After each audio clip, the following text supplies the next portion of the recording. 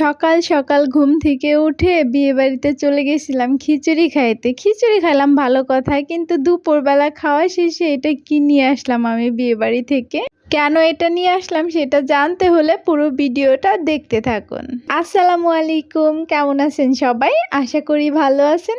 আলহামদুলিল্লাহ, আমিও খুব ভালো আছি। আর তাই তো সকাল সকাল ঘুম থেকে উঠে রেডি হয়ে চলে যাচ্ছি বিয়ে বাড়িতে খিচুড়ি খেতে। দেখেন এক এক করে সবাই বের হচ্ছে, এতগুলা মানুষ একসাথে যাইতেছি, মনে হইতেছে যে ওইটা বিয়ে বাড়ি না, আমরা যেই বাড়িটাই আছি, যেইখানে আছি সেইটাই বিয়ে বাড়ি। কোনো বিয়ের অনুষ্ঠানে আমার সব থেকে ভালো লাগে খিচুড়ি খাইতে, কিন্তু এই সকালে ঘুম থেকে উঠে রেডি হয়ে যাইতে যে কি কষ্ট, এই কষ্টটার দিকে তাকাইলে মনে হয় যে না, খিচুড়ি খাবো না। কিন্তু খিচুড়ি খাওয়া ছাড়া তো ভালো লাগে না। আসলে বড় ড্যাগে খিচুড়ি রান্না করলে সেই খিচুড়ি খাইতে আমার অনেক বেশি ভালো লাগে।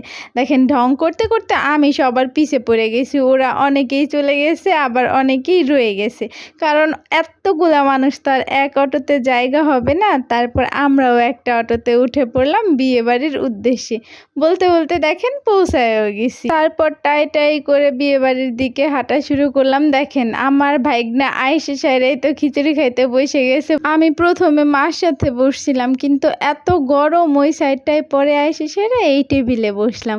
এই টেবিলে সবাই আছে, কিন্তু মা নাই। মাকে অনেক মিস করতেছিলাম, কিন্তু এই বাচ্চা কাচ্চাগুলো আমার পিস কিছুতেই ছাড়তেছিল না। ওদের জন্য যে একটু শান্তি মতো খাবো, খাইতেও পারতেছিলাম না।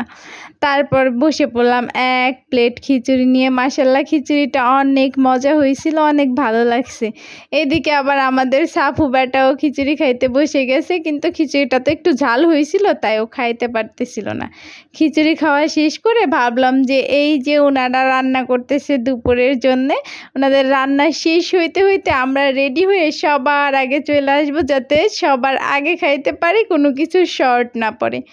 যেই কথা সেই কাজ, রেডি হয়েছি যাব, এর মধ্যে দেখি যে বৃষ্টি শুরু হয়ে গেছে। বলেন তো কেমন লাগে। এই সুযোগে আমার ডাম্পি রানীকে একটু পেট ভরে খাইয়ে নিলাম, যাতে ওর ক্ষুধা না লাগে। ওকে খাওয়াইতে খাওয়াইতে যখন বৃষ্টিটা একটু কমে গেছে, বৃষ্টিতে হালকা হালকা ভিজেই তো আমরা বিয়ে বাড়ির উদ্দেশ্যে রওনা দিয়ে দিছি। আসলে সবার এত ক্ষুধা লাগছে। পরে একটা অটো করে চলে গেলাম বিয়ে বাড়িতে। যেই তো আর কোনো দিকে না তাকিয়ে আগে খেতে বসে গেছি। আসার সময় সবাই মনে মনে ভাবতেছিলাম, আমরা সবাই এত লেট করে যাইতেছি, খাবার কি কমই পড়বে নাকি, আমাদের কি কমই হবে নাকি। যেই ভাবা সেই কাজ, দেখি যে সত্যি সত্যি খাবার কম পড়ছে। গরুর মাংসটা নাই বললেই চলে। পরে এই ভাইয়াটা অনেক খোঁজাখুঁজি করে এক বাটি গরুর মাংস নিয়ে আসলো। মাংসটা দেখে আমার এত হাসি পাইছে, মনে হয়েছে এটা বিয়ে বাড়ির মাংস না। বাসায় রান্না করার পরে ঠান্ডা হয়ে গেলে মাংসটা যেরকম থাকে ঠিক এরকম হয়ে গেছে।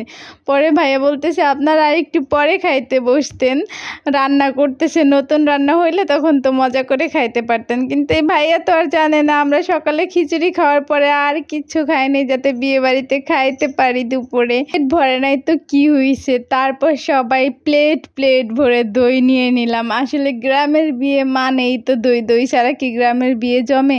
আর কিছু খায় আর না খায়, আমরা গ্রামের বিয়ে খাইতে গেলে দইটা অবশ্যই সবাই পেট ভরে খাই।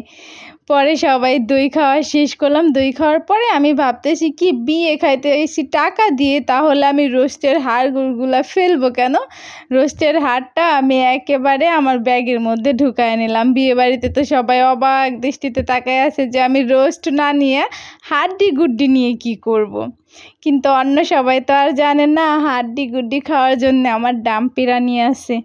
তারপর খাওয়া দাওয়া শেষ করে একটা পান খেয়ে নিলাম। বোনটা জর্দা দিয়ে এমন সুন্দর করে একটা পান বানায় আনছে, জর্দাটা এত বেশি হয়েছিল, মুখে দেওয়ার সাথে সাথে আমার কেমন একটা লাগছে, মাথাটা এত পরিমাণ ঘুরাইতেছিল।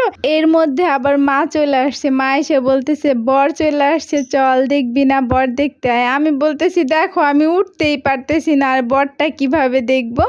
তারপরে যাই হোক একটু বর বেচারাকে দেখতে গেলাম। বর তো লজ্জায় নাক মুখ একেবারে রুমাল দিয়ে চেপে ধরে আছে। এদিকে আমাদের বউ বরের অপেক্ষায় বসে থাকতে থাকতে তো টায়ার্ড। এতক্ষণ আমাদের সাথে থাকার জন্য, পুরো ভিডিওটা দেখার জন্য সবাইকে অনেক ধন্যবাদ।